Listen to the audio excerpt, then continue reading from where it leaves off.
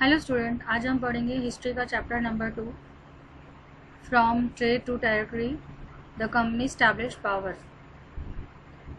और ये हिस्ट्री का चैप्टर 2 है, क्लास 8। और इस चैप्टर के अंदर हम पढ़ेंगे किस प्रकार से जो ब्रिटिशर्स थे वो यहाँ पर ट्रेडर के रूप में आए थे और कैसे उन्होंने टेरिटरीज़ पर कब्ज़ा कर लिया। तो ये कहानी ब्रिटिशर्स के ट्रेडर से टेरिटरी के पावर लेने तक है कि किस टाइप से उन्होंने जो टेरिटरीज थी, टेरिटरी मतलब होता है जो राज्य थे, उस पर उन्होंने कब्जा किया था। तो कंपनी ने कैसे पावर स्टैब्लिश की थी टेरिटरीज पर, उसके बारे में हम इसमें स्टडी करेंगे। Aurangzeb was the last of the powerful Mughal ruler. Aurangzeb जो था वो लास्ट पावरफुल मुगल रूलर था, यानी कि बहुत ही शक्तिशाली मुगल का राजा हुआ करता था Aurangzeb. He establish control over a large part of the territory, और उसने टेरिटरी के बहुत बड़े हिस्से पर अपना कंट्रोल कर रखा था, उस पर अपना कब्जा कर रखा था। टेरिटरी जिसे कि आज हम इंडिया के नाम से जानते हैं। आफ्टर हिज डेथ, उसके मरने के बाद, उसकी डेथ हुई थी 1707 के अंदर। बहुत सारे जो मुग़ल गवर्नर्स थे, यानी जब औरंगज़ेब ज़िंदा था तो इसने हर टेरिटरी के लिए एक एक गवर्नर अपॉइंट किया था, जिसे कि सूबेदार कहा जाता है। एंड तो ये जो गवर्नर्स थे या जो सूबेदार थे और ज़मींदार थे, इन्होंने अपनी जो पावर है उसको बढ़ाना स्टार्ट कर दिया। और जहाँ के ये सूबेदार थे वहाँ पर इन्होंने फोर्सफुली अपने आप को इंडिपेंडेंट घोषित कर दिया। इंडिपेंडेंट घोषित कर दिया मतलब इन्होंने अपने आप को आज़ाद घोषित कर दिया, और एज अ रूलर के रूप में इन्होंने अपने आप को घोषित किया और अपना साम्राज्य वहाँ स्टैब्लिश कर लिया एज पावरफुल रीजनल किंगडम। और एक पावरफुल रीजनल किंगडम के रूप में बहुत सारे इंडिया के अंदर अलग अलग पार्ट्स में बहुत से रीजनल किंगडम्स हो गए थे। रीजनल किंगडम क्षेत्रीय, जहाँ पे राजाओं का राज होता है, ऐसे किंगडम्स बन गए थे इंडिया के अलग अलग पार्ट्स के अंदर। Delhi could no longer function as a effective centre, और पहले जो दिल्ली जो थी वो एक इफेक्टिव सेंटर हुआ करती थी, यहाँ से राजा राज किया करते थे, सब जगह पर उनका कब्जा हुआ करता था। तो दिल्ली अब इफेक्टिव सेंटर नहीं रही है, प्रभावशाली सेंटर नहीं। By the second half of the 18th century, और second half of the 18th century से however a new power was emerging,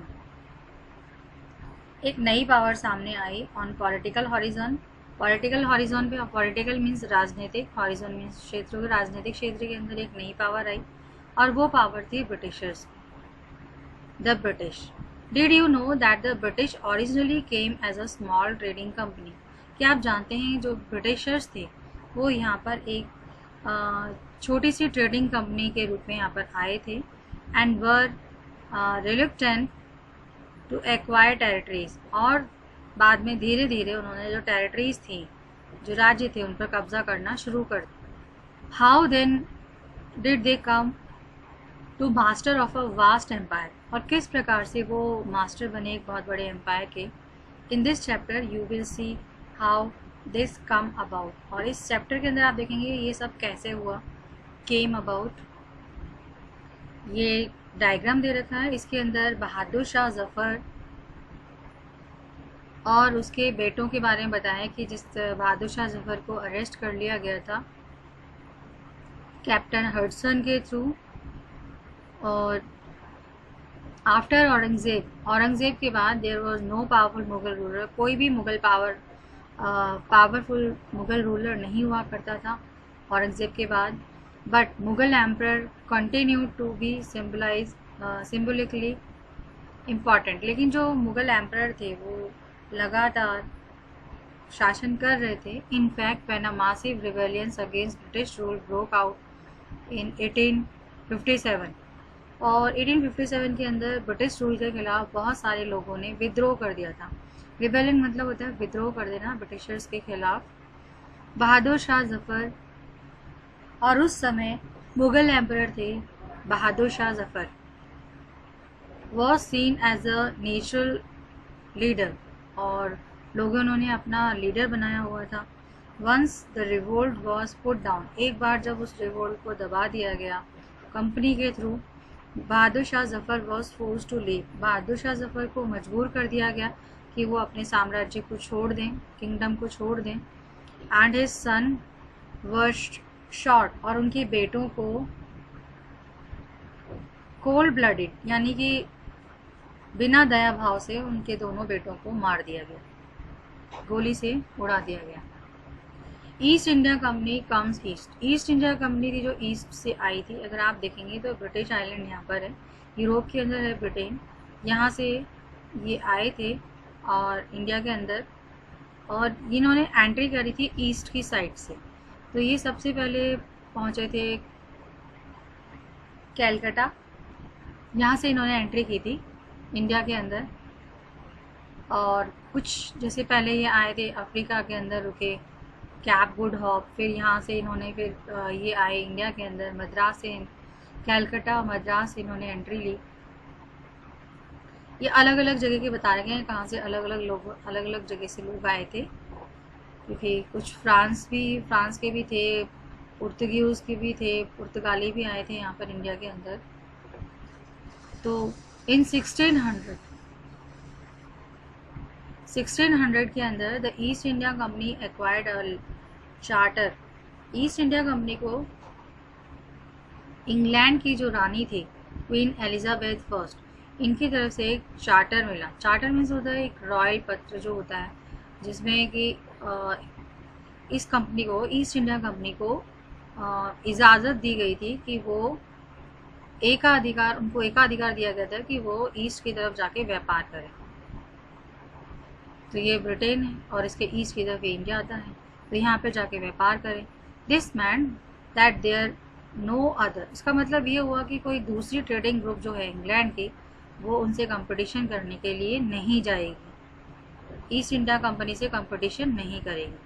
with this charter the company could venture across the oceans, और इस charter के साथ जो company थी वो oceans के रास्ते में अलग अलग जगह पर गई, और वो एक नया आइलैंड, उनको एक नए आइलैंड की तलाश थी, from which it could bye goods, जहाँ से वो सस्ते दामों से, चीप प्राइजेस मतलब सस्ते दामों से सामान खरीदे, and carry them back to Europe, और उसको वापस यूरोप लेकर आए और उसको यहाँ लाकर महंगे दामों पर बेच दे।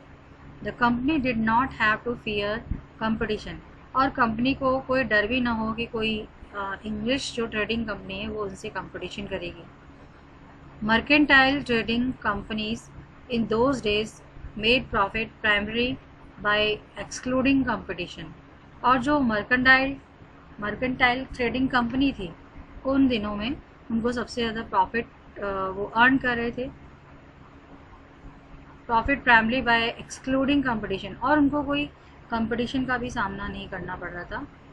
एक्सक्लूडिंग मतलब होता है निकालना, तो कोई कंपटीशन नहीं था उनका, exclude, so that they could buy cheap and sell dear.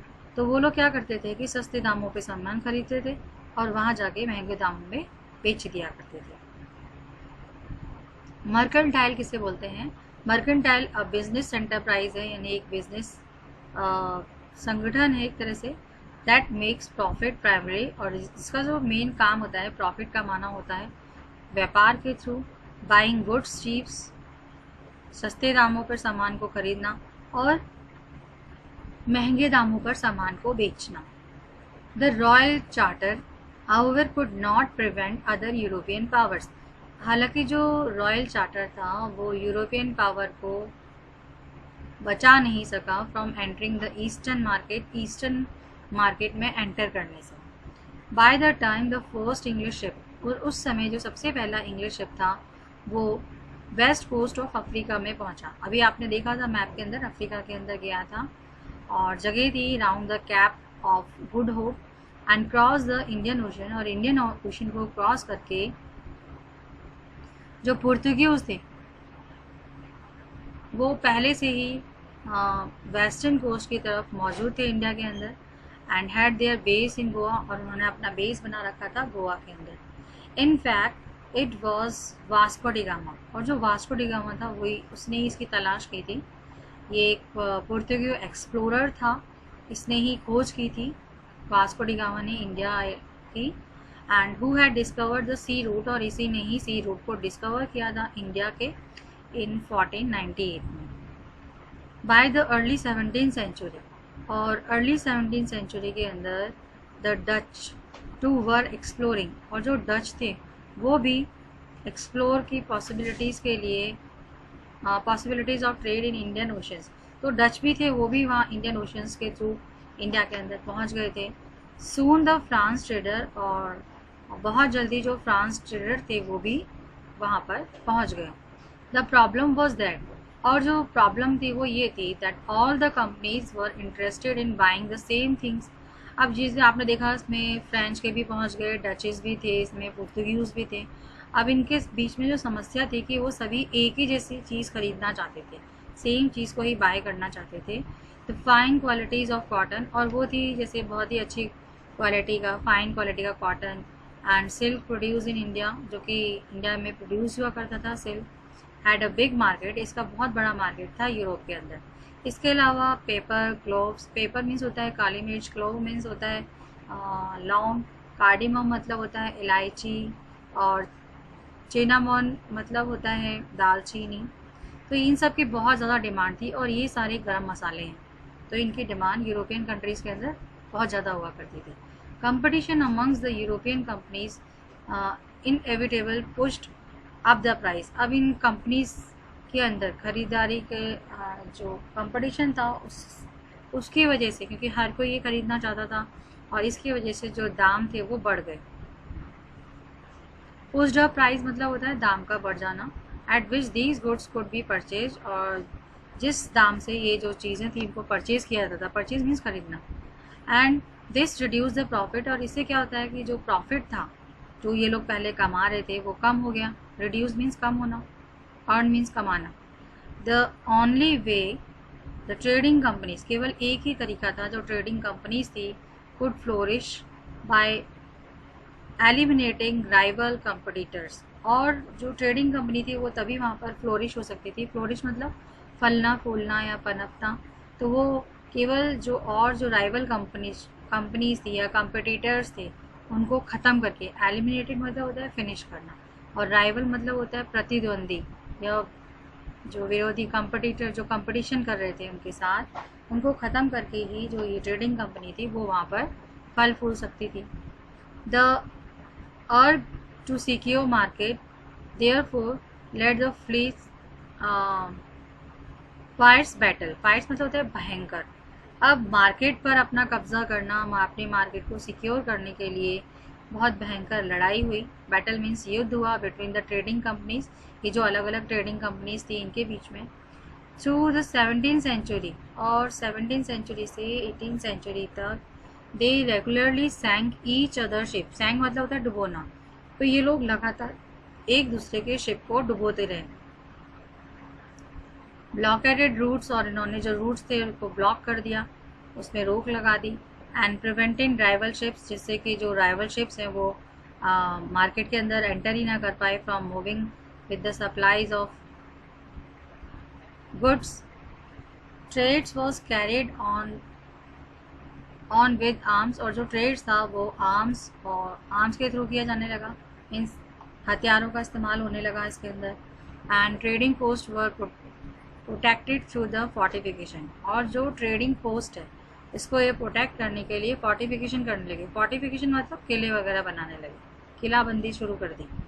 This efforts to fortify, और इससे क्या हुआ, ये कोशिश कर रहे थे कि जो किले वगैरह बनाए जाएँ, fortified settlements, and carry on a profitable trade, और वहाँ पर रहकर ये एक प्रॉफिटेबल ट्रेड कर सकें, एक जो इनको सबसे ज़्यादा लाभ हो ऐसे व्यापार को कर सकें। Also led to intense conflict with local rulers, और साथ में जो लोकल रूलर्स थे उनके बीच में भी इनके मतभेद चलते रहे। The companies therefore found it difficult to separate trade from politics, और जो कंपनी थी वो उसके लिए मुश्किल हो रहा था कि वो व्यापार को पॉलिटिक्स से अलग रख सके। Let's see how this happen, अब हम देखेंगे ये सब कैसे हुआ। East India Company begins trade in Bengal, तो जो ईस्ट इंडिया कंपनी थी इसने बंगाल के अंदर व्यापार करना शुरू किया।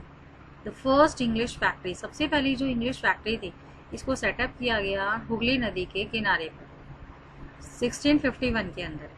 This was a base from which the company traders known at that time as a factor operated, और ये बेस था जो कंपनी ट्रेडर्स थे उस समय फैक्टर कहा जाता था, factor operated. The factory had warehouse, और जो फैक्ट्री था उसका वेयर हाउस था, where the goods for export, जहाँ पे ये लोग गुड्स वगैरह रखते थे जिससे कि वो एक्सपोर्ट कर सकें, तो उनको स्टोर करने की जगह थी warehouse. And it had offices where the company officials sat, और इनके अपने ऑफिस हुआ करते थे जहाँ की कंपनी ऑफिशियल्स यानी ऑफिसर्स बैठा करते थे। एज ट्रेड एक्सपेंडेड, जैसे जैसे इनका व्यापार बढ़ा, the company persuaded merchants and traders to come and settle near the factories. अब व्यापार बढ़ने से क्या हुआ, जो कंपनी थी उसने मर्चेंट और ट्रेडर्स को बुलाना शुरू कर दिया और कहा कि यहीं पर आकर सेटलमेंट कर लो जहाँ पे तुम व्यापार करते हो। By 1696 it began building a fort, और 1696 के अंदर उन्होंने किले बनाना शुरू कर दिया सेटलमेंट के पास में। 2 years later it bribe Mughal official, bribe मतलब होता है रिश्वत देना, और 2 साल बाद जब वो लोग वहाँ सेटल होने लगे तो उन्होंने मुगल ऑफिशियल्स जो थे, मुगल के जो ऑफिसर्स हुआ करते थे, इनको रिश्वत देना शुरू कर दिया। द कंपनी ज़मींदारी राइट्स, और रिश्वत के रूप में ये ज़मींदारी राइट्स दिया करते थे ओवर 3 विलेजेस, कि भाई 3 गांव का अधिकार तुम्हारे पास है। One of these was Calicut, और उनमें से एक था Calicut, which later grew into a city, और जो कि बाद में ये कैलकटा के नाम से फला फूला, ग्रू हुआ।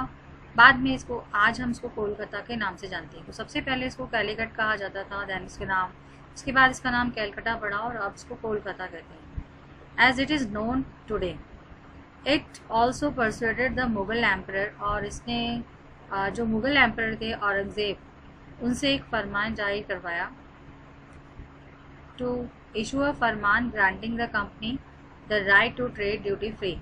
ये चाहते थे कि जो औरंगजेब है वो एक ऐसा फरमान जारी करें जिससे कि जो कंपनी है बिना किसी टैक्स के व्यापार कर सकें, यानी आसानी से यहाँ पर व्यापार कर सकें। फरमान जो होता है उसको हम बोलते हैं एक रॉयल ऑर्डर, जो राजा ऑर्डर देता है उसको फरमान कहा जाता है, वो भी लिखित रूप में दिया जाता है। द कंपनी ट्राइड कंटिन्यूसली, और जो कंपनी थी वो लगातार कोशिश कर रही थी to press for concessions and manipulate existing privileges, और कंपनी थी वो कोशिश कर रही थी, बार बार उनको दबाव डाल रही थी उनके ऊपर कि वो उनको ज़्यादा से ज़्यादा कंसेशन दें, और साथ में वो मैनिपुलेट कर रही थी, मतलब उनको भ्रमित कर रही थी।